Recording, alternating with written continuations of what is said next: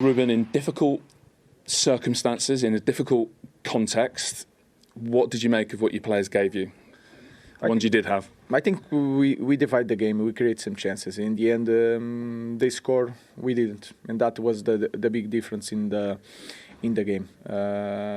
So in the end, you can look at the game and you feel that it was an entertained game because a lot of chances. But in the end, the difference was that they scored one and we didn't. Yeah. So what's that down to? A forward line, Zirkzee, Højlund, Garnacho had plenty of chances. Just to pick out those three guys, short of confidence, short of belief. The first step is to create situation. We had some games that we are around the box, but we don't create situations. Today we created situation, but in the end, in this kind of games, with two teams struggling for 4 points, one goal makes all the difference. Even to try to play the game after the goal, and that was the biggest difference. We had two chances before, Garnacho again, and then we didn't score. They scored. That was the biggest difference. So with the injuries and illnesses you had, just tell us sort of tactically in terms of your setup, how you tried to solve the problems that gave you. But particularly interested in Zirkzee, who was very central, and maybe that's a reaction to what happened with him against Newcastle. Also that, but you start with one idea. We were asking about a long week for so long, and then we start with one idea to face the next game, to work in our principles, and then day after day you are losing players that change your approach to the game. I couldn't not play the same way with Josh, like a player like Ahmad. So we need to try to be comfortable, especially with the ball. My worry is more when we win the ball, we are in the good position to play football. So I think that was the idea, to put him more in the central area. Is the knock-on effect of that, it then gives Bruno Fernandes an awful lot of work to do, and maybe he's then so exhausted, he's not maybe as able to then help you creatively? Yeah, because sometimes you want Bruno to reach the ball a little bit in the build-up, because he's really, really good to switch off play.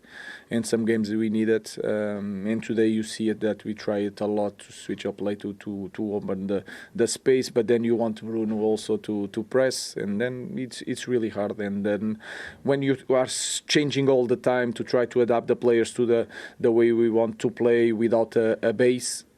It's really hard, but I think the difference today was like they scored one and we didn't. When you're having, you have all these injuries and illnesses, and it sounds like you're having to change your game plan almost every day. Any thought given to just, we're just 4-4-2. We'll sit in a low block and do something completely different today? Yeah, 4-4-2 in the low block is harder to play against this team than what we did today. That is my feeling, because they are really open, put a lot of players inside, so they will stretch our team, and then Maguire has to do longer meters, long space to cover. So I'm also what you see, guys, and why you discussed every week. I also see. So I have my idea, you have yours. I have a lot of problems. My job is so hard, but I'm here to continue my job to the next week with my beliefs. I will try to do it and try to win again. Like you say, you have got a very hard job. How difficult was it to affect the match during the match today with a very young bench? You made one substitution at the end. Could you have used any of those young players earlier? Or those guys, 17, 18, 19, not quite ready for that yet? They will play. They will play during this season. We will have games for the Cup and for Europe. They will play. If not, I'm going to get more injuries, and we will not have players to play. So we are in a difficult situation. We have two more competitions. Today they could go in the game, but I feel it. I think everybody feel it that we were near the goal. I don't want to change when I feel the team is in a good moment. So that was just a tactical aspect. Yeah, and lastly, you said one of your earlier answers, it's a hard job. You've said before, we're going to have to suffer. We're going to live through a storm. Did you ever expect it to be this difficult, though? No, but you grow and you learn a lot of things. So we just need to face and not run away. So that is clearly my feeling. And the good thing in football is that we will start a week again. Today will hurt. it's a tough pain to lose so many games, but then you can change everything in the next week. That's our goal. Thank you. Thank you very much. All the best. And they will need to change things. But when we've talked about Tottenham, we've reflected on the injuries that they've had. With Manchester United, there were injuries and illness within the squad. In the build-up to this game, as he said, it was a very disrupted preparation because of that. It was changing almost on a daily basis. Is that enough to explain the performance and the result today, do you think? Well, there's no doubt that losing Ahmad meant that they lost all the balance on that right-hand side of the pitch. And we saw what happened against Newcastle when Xerxes played in one of those he played in the left pocket that day and he had to go out to that side to defend. The problem was today it meant that Bruno Fernandes was asked to put in, I mean, not that a player should be worried about putting in a big shift. They all have to put in a big shift, but when your best player's having to basically sort of trek out 50 yards to Jed Spence and then trek back in and leave Casemiro on his own. I didn't. And then when he gets the ball, he's tired. He's knackered. I didn't think that was right. I just didn't think that was right. I mean, look, I'm sure that he's got problems because he's got no players to call upon who can play on that side. But for me, your best player should be reserved for winning you the game, and I didn't think it helped that at all in the first half. And it allowed Tottenham an easy out all the time. So for me, that was an issue. But look, he's right in what he says. I mean, United had 2 or 3 big chances and didn't take it. The bigger concern is that the players aren't demonstrating in this system yet, in any of the 20 games that Ruben Amorim has had, apart from maybe Liverpool away, that there is an entertainment and a performance level to this system. So, look, they're going to have to be patient. The club, the players are going to have to be patient. Ruben Amorim's going to have to be patient. Everyone's going to have to be patient. But I would like to have seen the performance levels getting higher. That's the one thing under Erik ten Hag. You can't detach result from performance. You can win sometimes not playing badly, but it'll catch you out quite a lot if you continue to play at sort of an average level. And this is a very average level that United are performing at week in, week out. And that's why Crystal Palace are beating them amongst other clubs. And that's why Tottenham beat them today. Because you're asking basically for players to take individual moments. Let's look at the last 14 results. It's 14 points in that time in the Premier League. It's 12 defeats in their last 25. They haven't lost more games in their opening 25 games of a league season since 1973-74 when they were relegated. But these 14 that Ruben Amorim has taken charge of, the ones that he's responsible for, you talked about wanting to see improvement in performances under him. What have you seen that suggests that he's the right man to build Manchester United back? The best thing about it so far has been actually his press conferences, and I think even today after the game, the way in which he communicates his vision and his idea and that he wants to succeed at Manchester United and he feels he'll get it right. I don't think there's anything on the pitch that I've seen so far, either in results or performances, that tell me that we're watching a really good team. We're not. It's a really poor team, this United team. But even if it's a poor team, there are ways in which to make even a poor team look better. Are they there? He has died in a ditch in respect of when he said very early on, I'm not going to change my idea. So now he can't. And that's, I suppose, an issue in some ways, because I do think there were probably, with those 11 players he had out on the pitch there, a better way of probably getting them into a system which would have meant they'd have felt more comfortable. But he can't change that now because of what he said previously. He's really sort of stuck his flag in the ground and sort of that's the way in which he's going to go down. But the performance levels are nowhere near good enough. And he'll know that. He had a very good team, by the way, at Sporting Lisbon. He had a fantastic team. So he knows what good looks like. He knows where he wants to take Manchester United to. The problem is at this moment in time, it's just not happening at all. Jamie, have you seen anything on the pitch that suggests that Amorim can do this job of rebuilding Manchester United? No, not necessarily. But the reason why I would say that is because the players aren't good enough, Kelly. It's a really poor Manchester United team. If you go back through the history of the great ones and you compare this, they are miles off it. They need 7, 8 top players to change. So we all thought that Ten Hag hasn't got a clue, he just doesn't know what he's doing, everyone else is better than him. And I'm sure this manager probably thought that, because he's got big egos, managers. He thought, I can come in there, I can change it. I know he didn't want to probably come in right now, because he thought, the pain is only going to get worse for a while. But I do believe, and it's going to be hard because we're going to have to keep saying the same things. They need a lot of time. They need to get rid of a lot of players. They need to bring in better players because that isn't the nucleus of a squad that's going to be competing. When you look at the likes of Arsenal and Manchester City right now and Liverpool, they are miles ahead. They are not good enough. So it becomes very difficult to make a really good-looking team out of that. And I think he wants to change the culture. I think, obviously, Marcus Rashford leaving players like that, they need to go. If they're not going to be the sort of guys that are going to train well, conduct themselves the right way, be good role models about the place, they need to go. And too often, I think people at the club have ran that place and not let the manager have that control. But I think he feels like the first one that's going to get that control. He's been strong there, but what Jamie says about the players not being good enough, if you just take Tottenham's best players, Porro, Udogie, Van der Ven, Romero, midfield of Basuma, Sarr, Maddison, Solanke, Kulusevski, Son, Johnson, Tell. How many Manchester United players would get into that Tottenham team if everybody was fit? None. I think Bruno. I think you'd want to have Bruno Ahmed in there. Maybe Ahmad, but to be honest he needs with you, time. You've got Kulusevski or Ahmad, and I'll be honest with you, I think I'd be going probably Kulusevski. Yeah. So my point is, every single Tottenham player, probably barring one, if they were all available, is better than every single Manchester United player. And that's not being emotional, it's not ranting anymore. We've gone past that now. It's just really sad that that's where Manchester United are currently at. They haven't got the players. And that's recruitment. Is that the level that you thought those players were at, the Manchester United squad players were at, when they were signed? No. It's what happens to them when they get here. And we've seen players actually the other way, when they've left, actually start to thrive again. So there is something I talked about, Tottenham before, and that sort of cultural sort of that platform. What's happening in the club at this moment in time? There's a lot of redundancies off the pitch. There is a lot of uncertainty. There is a lot of uncertainty on the pitch. They've had a manager be sacked this season already.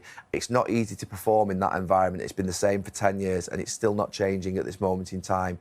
Hopefully in the next 2 or 3 years, Ruben Amorim is given the time to be able to build a successful team and squad.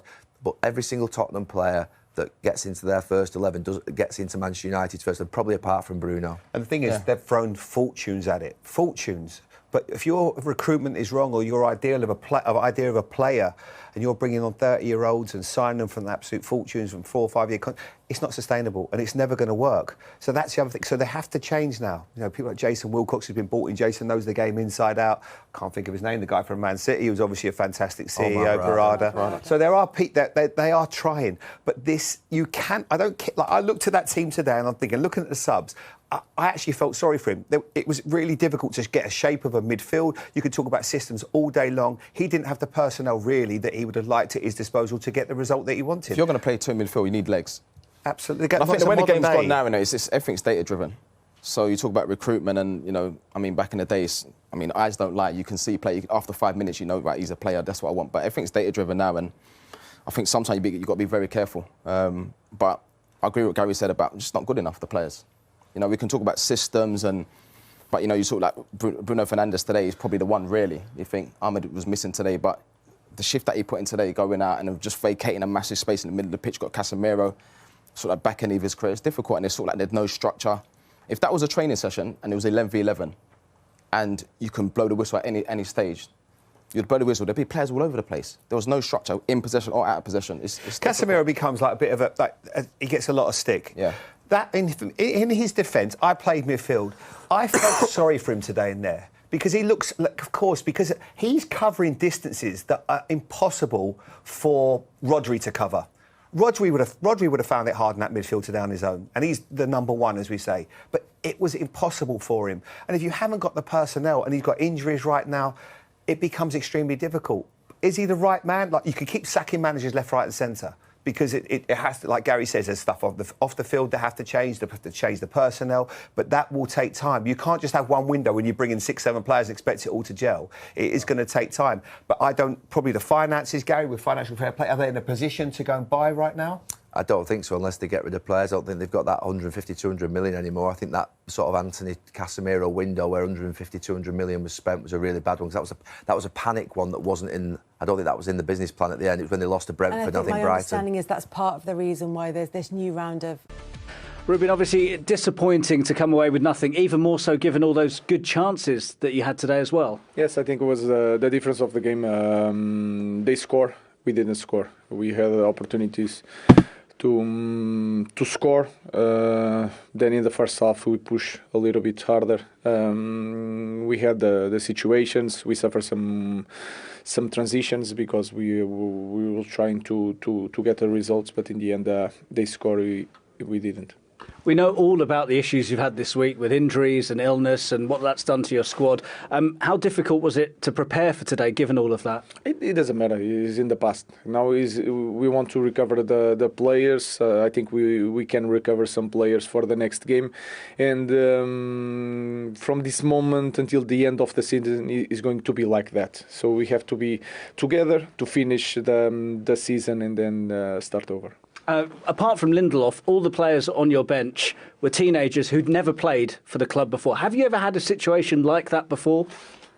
In the former club, I had it, but it is completely different because this is the hardest competition in the world, and they are playing in one competition that is not too strong. So I'm trying to be careful with them, and also I felt the team was pushing for the goal, and I don't want to change, but they will play. So they have to be ready. Yeah, so were you tempted to use any of the players? I know you made a late substitution, but earlier on, were you thinking about bringing any of them on? Yes, of course. You try to read the game, you try to understand what you see in trainings, but again, I felt that the team was trying to get a goal. We were pushing for that, and I didn't feel the need to change. And I know that you said before this game that both managers are under a bit of pressure, but you feel under bigger pressure because you're at the bigger club.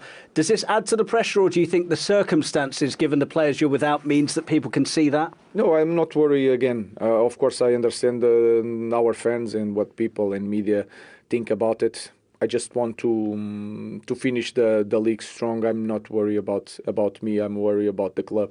I'm worried about the team, the players. So for me, it's the same. I just hate to lose. That feeling is the worst thing. The rest, I'm not worried about. I just want to help my players, to help these young kids in this moment and to win some games. So you're not feeling the pressure because you understand and trust the process and you're looking towards the future? I'm just focused on helping my players. I understand my situation. I understand my job. So I'm never worried about that. I'm really confident on my work. And I just want to win games. I'm more concerned about the club, the situation that we are in, the place in the table. That is my worry. I'm not slightly worried about me.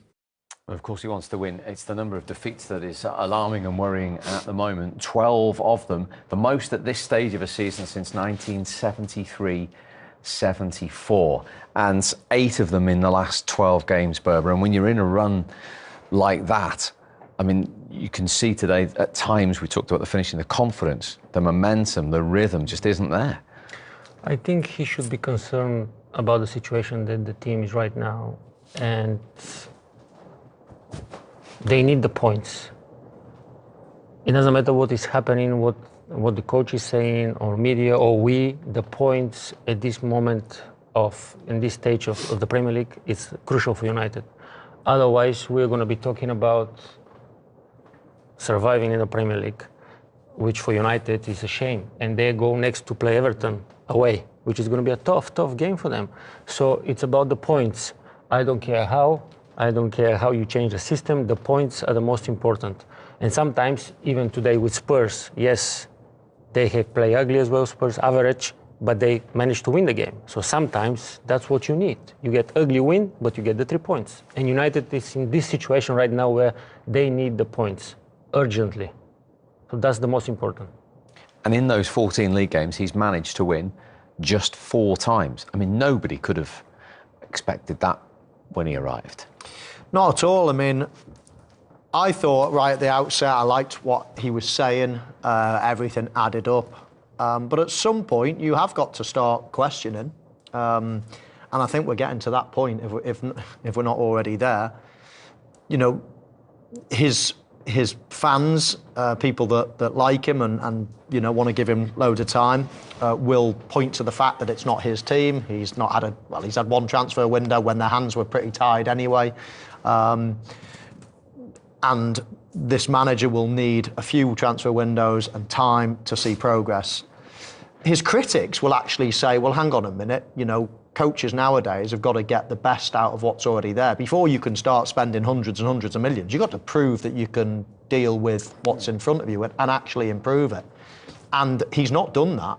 No, because some people would point to the fact, as we've discussed before, his first 14 games have yielded less points than Erik ten Hag's final 14 with the same players. Yeah. Exactly. So you've got to start asking questions at some point. Now, I'm a fan of his. I like what he says. I like, his demeanour. I like his confidence. I actually quite like the way this is the way I'm going to play, and I'm going to play this no matter what. And he's steadfast in his authority and his vision, let's say. But I keep going back to it. One of the first principles of a manager, you've got to do the best with what you've got in front of you. I don't care how good or bad those players are, get the best out of them. And I don't think he's doing that at the moment. And that is a problem. And now whether he does need to change the system or does need to change something, that's open for debate. But at the moment, I've been a big fan of his right from the start. And, but even I'm starting to say right now, you've got to start getting results, because you can't just keep thinking, it'll be next year and the year after. And a week is a long time in football, not waiting for years and years. The question for me is whether he's going to change. It's not whether he's answered that, Glenn, hasn't he? No, but a good manager, you've got to be flexible with what you're seeing on the pitch.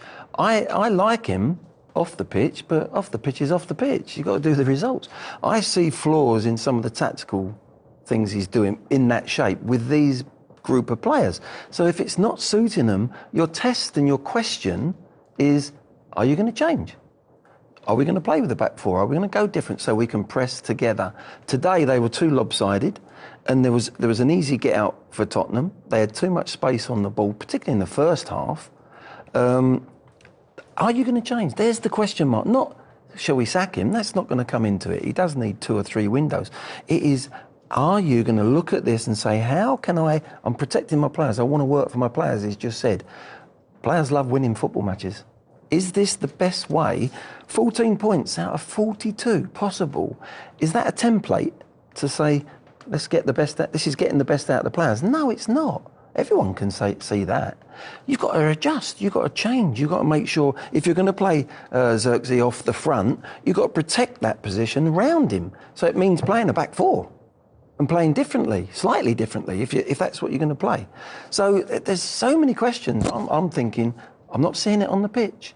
I'm not seeing the tactical. It's like, that's how we're playing, 3 at the back, 5 at the back normally when they defend, where they can't get pressure. If you play 5 at the back, most teams playing 5 at the back now, they're going to drop to the halfway line and press and be difficult to beat. Now, that's different. But I don't see that. I see half a team they're in between pressing and this back 5. You can push a back 5 back. If you put the 2 wide men right up the pitch, there becomes 3 centre-backs marking 1 striker. You're outnumbered. You can't press. These are the things, there's massive holes in there to play through United. And I'm thinking to myself, no, don't wait for next year, because these players, if you want to protect them, they want confidence. They can't wait for their next win. Everton away. Oh, go on, Beba. Sorry, just quickly, because that begs the question again. If you continue with the same system, which doesn't get the best out of your players, and you keep losing points, where does it end? When is the moment where you say, all right, I must admit it's not working, we need to change, otherwise we're going to get into big trouble? I'll tell you where it ends. When they get 4 points, when they get 3 or 4 points from the drop, that is when the alarm bells are going. The thought of Man United getting in a relegation and possibly going down, that's when he goes, I'll have to change it now. That's the question now. It's intriguing for me. From the manager's point of view, I'm thinking, he's got to change it now. Well, he's 10 points clear from the drop zone. So he's got a little bit of got more than a little cushion. He's got a cushion.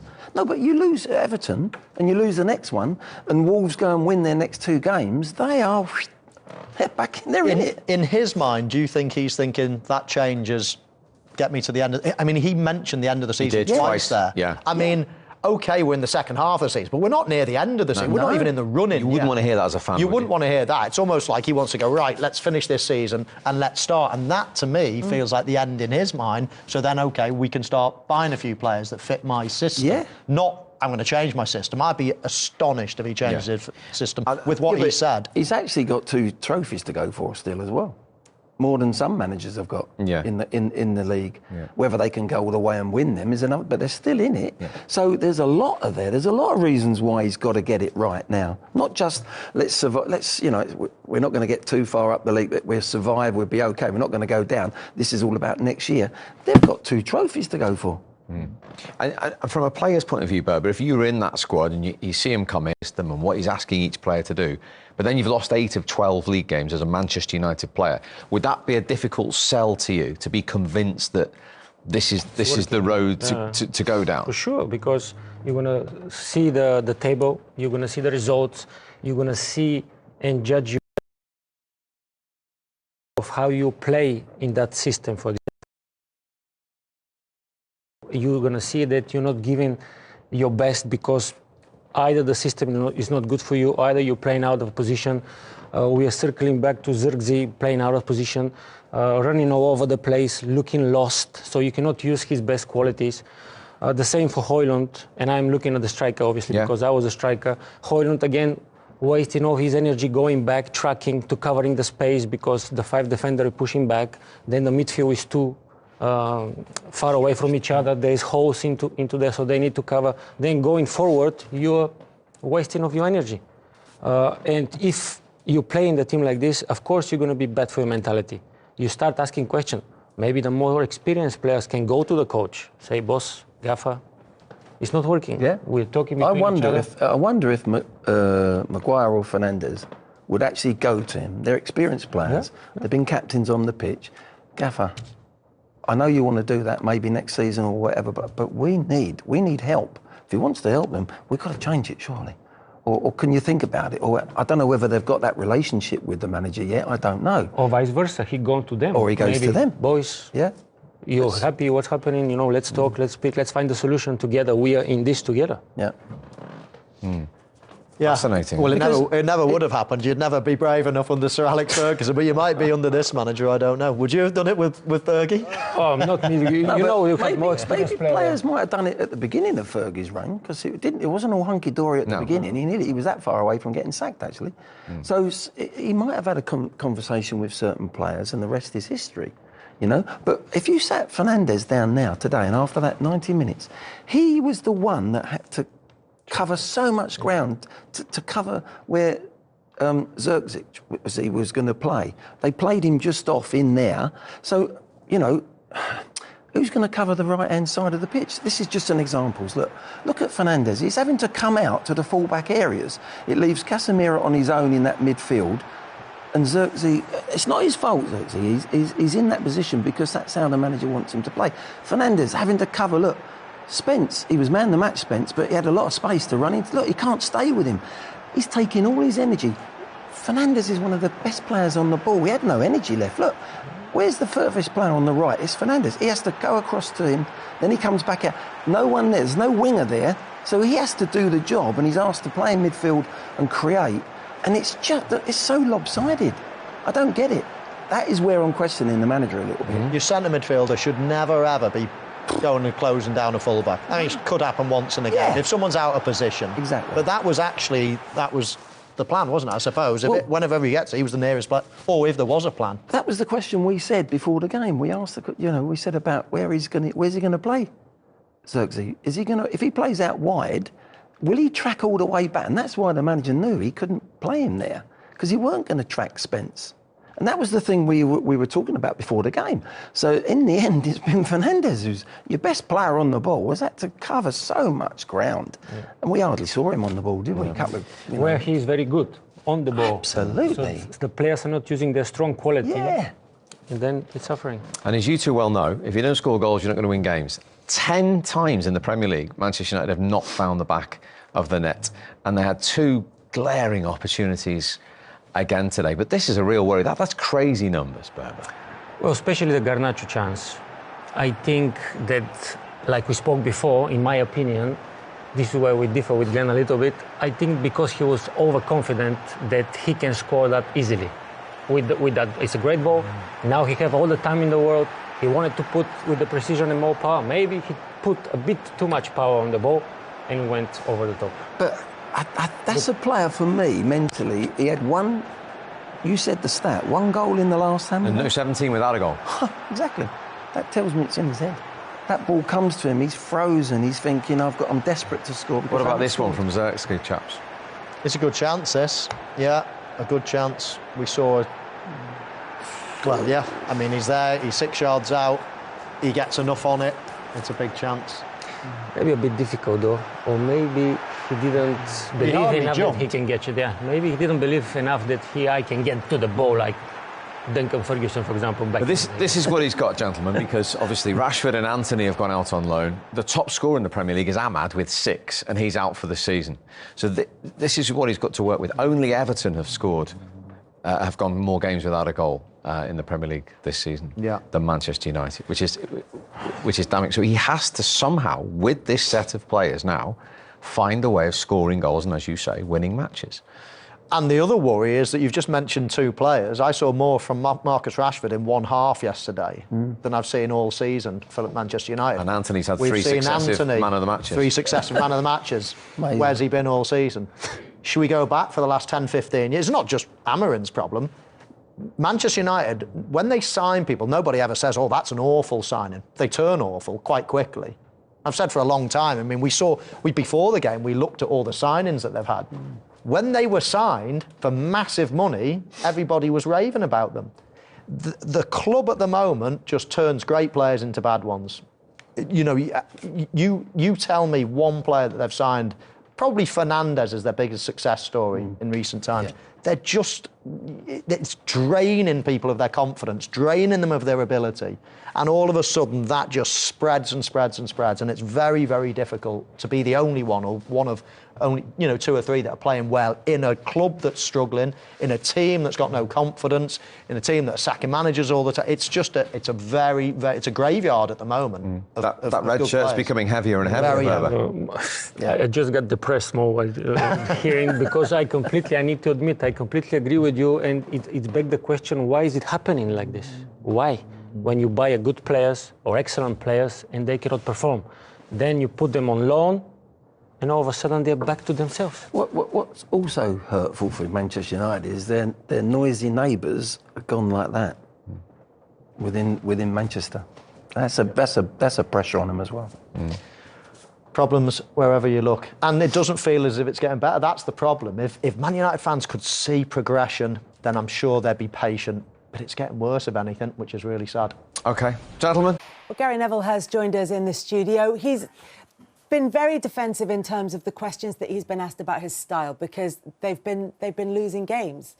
But they've won today, and now Ange Postecoglou gets to go on the front foot. What did you make of their performance? Yeah, I mean, I think every manager, when they're in this situation, and I've been there myself, always think that the criticism is personal and it's harsh and it goes too far, and then they think that ultimately a little bit of paranoia kicks in. I think at times as a manager it's a lonely place, and I think that's what's obviously happening with Ange. Even as experienced as he is, he has been under pressure in this last 3 months, going out of 2 cup competitions, losing all the games in the league, losing all the players through injury, bringing them back and then getting re-injured. So there's been a lot of things going on here.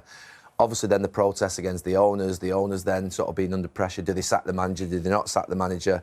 And he's right in the middle of it. And he's the only guy who has to go out every single week and do 6 press conferences.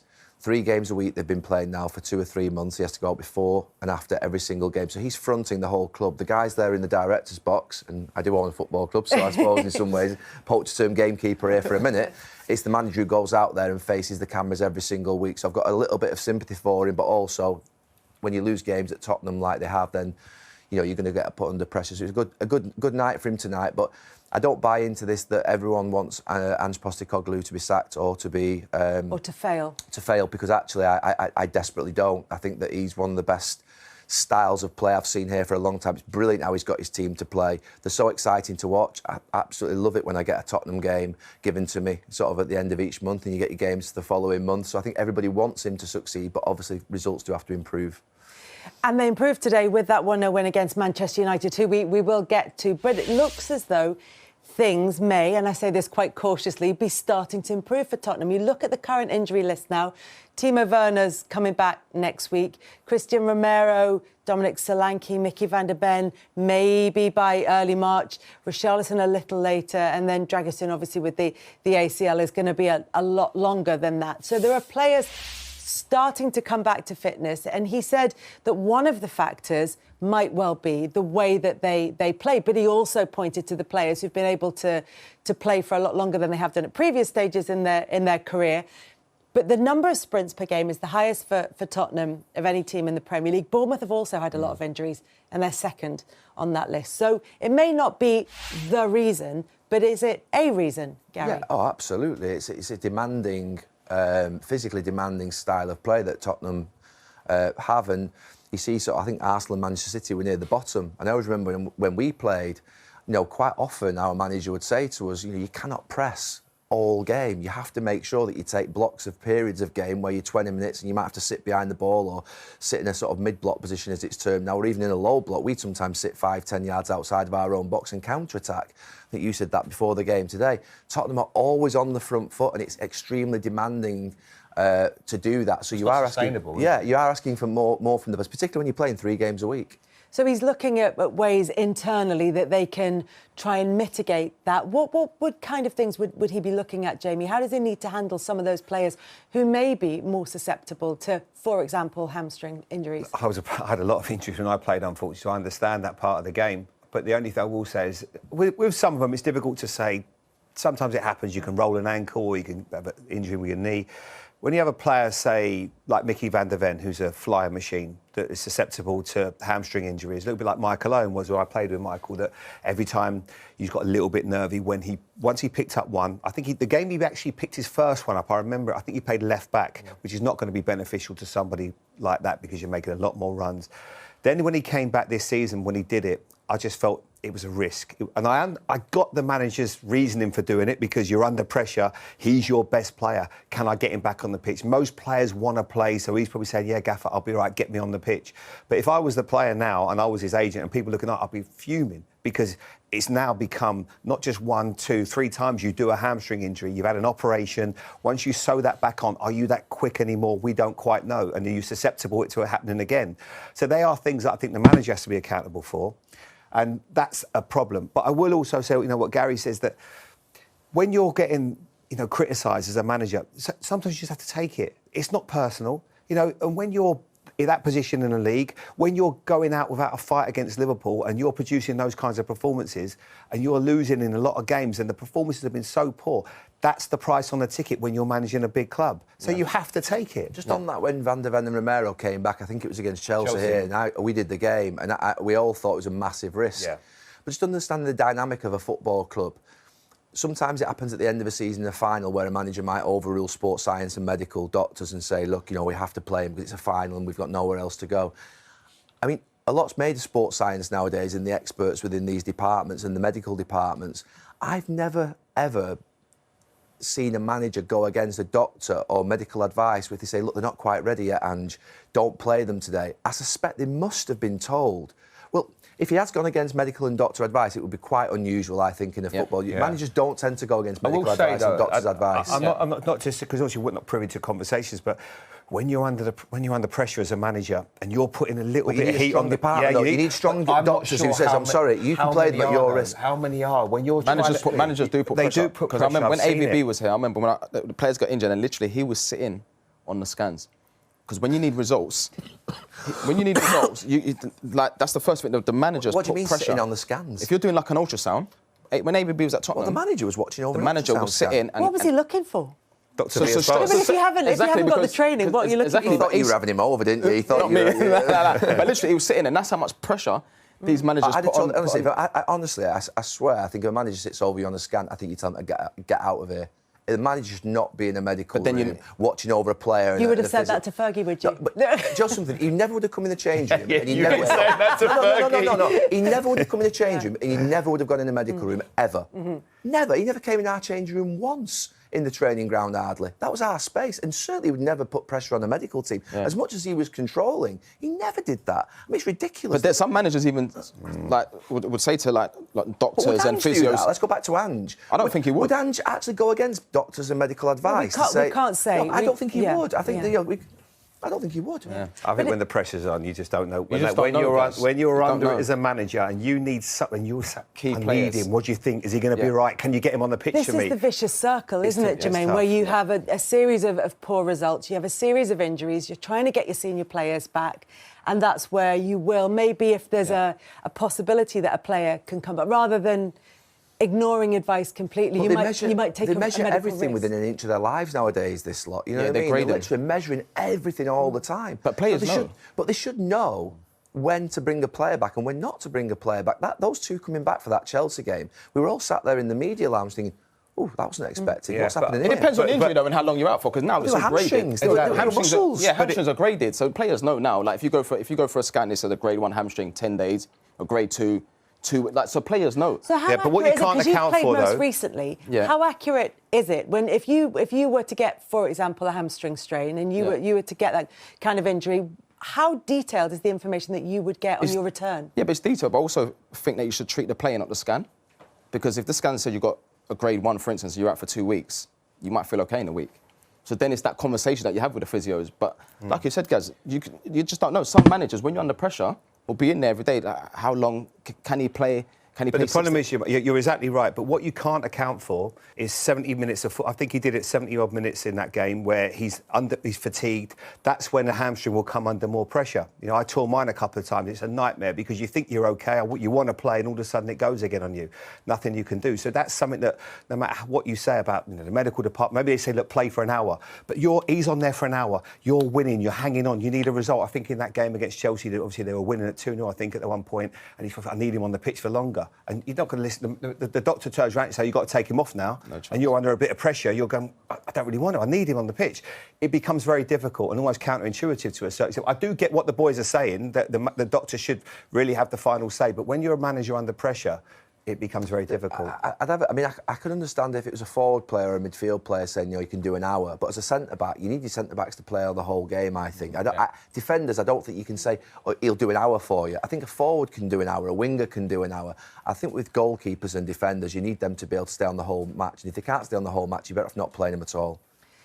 You mentioned the protest that happened before the game and after the game at the Tottenham Hotspur Stadium against the owners. There has been criticism. It's particularly been levelled at Daniel Levy, who is the face of the ownership at the club. He's the chairman. He's the longest-serving chairman by quite some way in the Premier League. And Spurs fans are unhappy that while there is financial success at the club, that isn't translating into success on the pitch. Do they have a point? Well, yeah, of course they've got a point. And I think that the rumours are that Tottenham are looking behind the scenes. It's not a public sale, like when Manchester United went out there and said we're having a strategic review of our options and we're looking to bring investment in. They've not said that. But the rumour mill around is that Tottenham are looking potentially for people to come and buy this club. Now, it'll be a big price, but it would be the right time probably in some ways, because I think what he's done here in building this stadium, getting the training ground right, the problem with him is he's not been able to leave the football side or detach the football side from himself, so that ultimately he just runs the business side, because he's obviously very good at that. He runs a pretty tight ship, and that's what you want at a football club. It's easy at a football club to get people who say yes, who get emotional about spending money. He's got to look after Tottenham and their long-term future, but he's also got to bring in an experts in the football department, and he always seems to obviously interfere in that and sort of be oppressive in the way in which he deals with that side of it, and that's a big problem, because a football club is a football club, and it's all about first-team performance. So the stadium's great. The training ground's great. That's what he can do. He can bring commercial revenue, make sure the NFL here, make sure Beyonce's here, as Jamie said before the game. And she's here, there's someone looking forward to it. There's loads of money coming into the club. You're not getting a ticket. Yeah, he's protected the long-term. He's protected the long-term future of the club from a point of view of revenue and things like that, which are really important. But they can't let go. It's a little bit like United when sort of David Gill and Sir Alex Ferguson left. The guys who were running the commercial side, who were doing a great job, come into the football side and think they can play football manager, and they can't. It's a completely different skill set. The two sides of the argument are that financially Spurs are doing incredibly well. They've got this stunning stadium, the training facilities have been improved. They would argue that they are also spending on bringing in players. And yet the fans' point of view is, well, why are we not seeing that on the pitch? If you're making this much money for the club and for your organisation, then why are we not seeing this reflected on the pitch? I think it's the decision making as well. I think that on that banner there, would it say 16 managers in 24 years, something like that? There's been too much change in terms of that perspective, and every manager, Gary made a really good point. When the managers leave, Conte's second in his league, Nuno Espirito Santo third in the Premier League after really getting outed and to a certain extent embarrassed while he was here. Conte's top of the Italian league.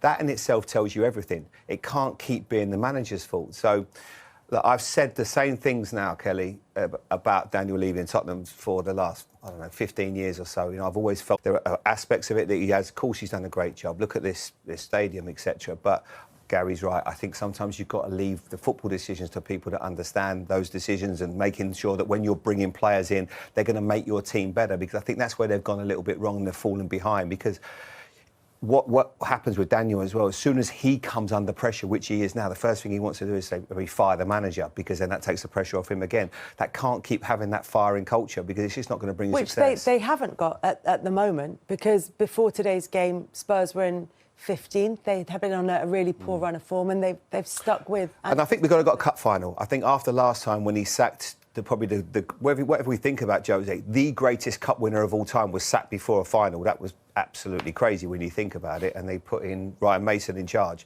I think this time they probably think, look, they can ram it all down our throats, and I include the chairman, the manager, all the criticism. Jamie Carragher said a few weeks ago, I was there, he said, Tottenham, they don't win a game. They don't win anything. When do they ever win a big game? Why can't they use that as their fuel to all of us and go and win something this year? And then all of a sudden, everyone will just go, oh, fair enough, what a great job.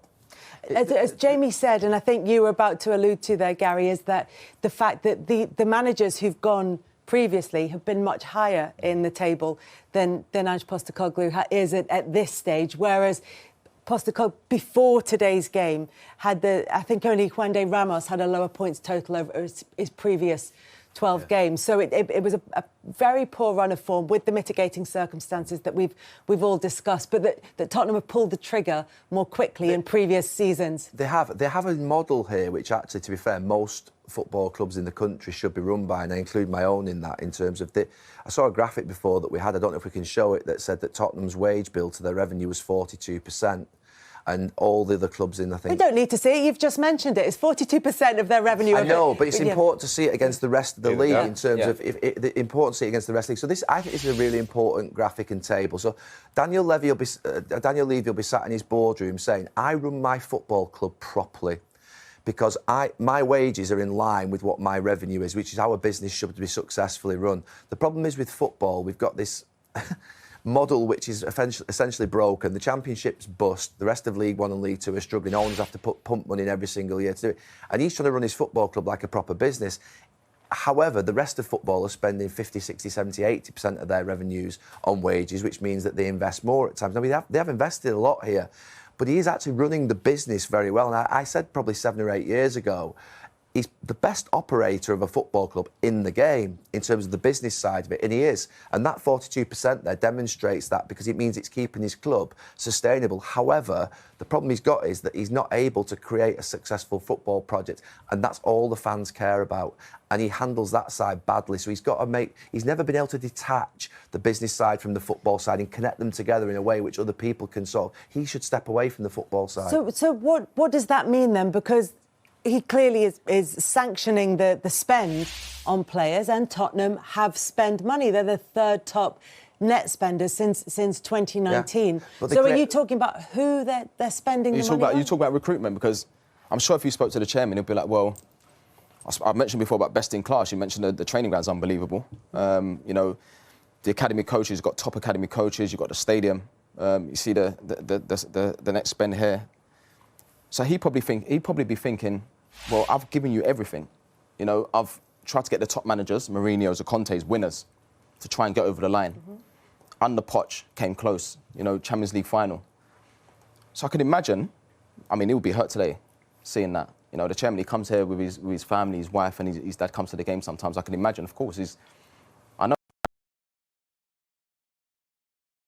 level you have to be thick-skinned, but he's human at the end of the day. He'll be hurt by that, because he's probably looking at it thinking, I've given so much. Of course the fans want to see more. This is a big football club. Last time I won a trophy was 2008.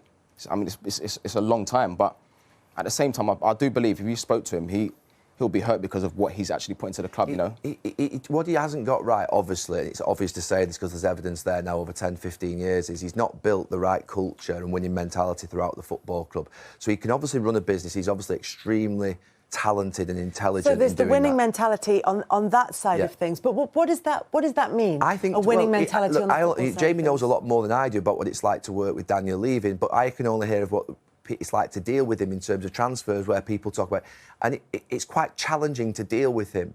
And if you're creating a culture and maybe it's a little bit oppressive, a little bit sort of suffocating for managers and making it a little bit difficult for them, he's thrown money. The Glazers have been saying, we've thrown loads of money at it. Where's the trophies? It's not just about throwing money at something and expecting there to be trophies. That comes back to Jermaine's question. Well, is it recruitment?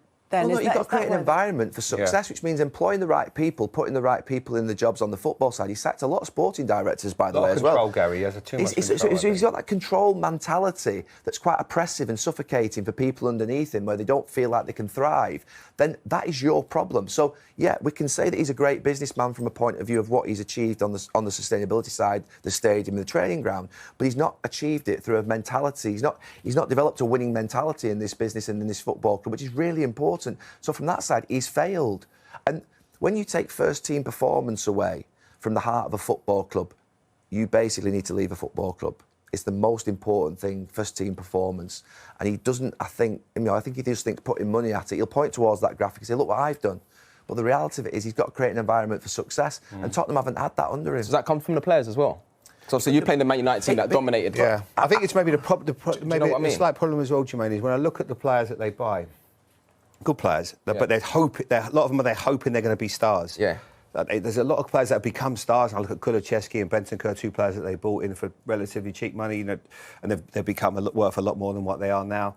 If you look at Solanke, they paid 65, but you're not guaranteed is he going to be a star? You don't know. Whenever they're in for a really big name player, do I think that Tottenham are going to be the team that are going to get him? Are they going to go all out and maybe spend the big wages to get the names in here? And that's what I think is a turning point. Just want to let everybody know that announcement was that the bars are closing in 30 minutes. So if you want to carry this conversation on in the bar, you've got 30 minutes in which to do it. But we'll probably still be on here. So at other clubs, City, United, probably, you always felt you could get a player off Tottenham.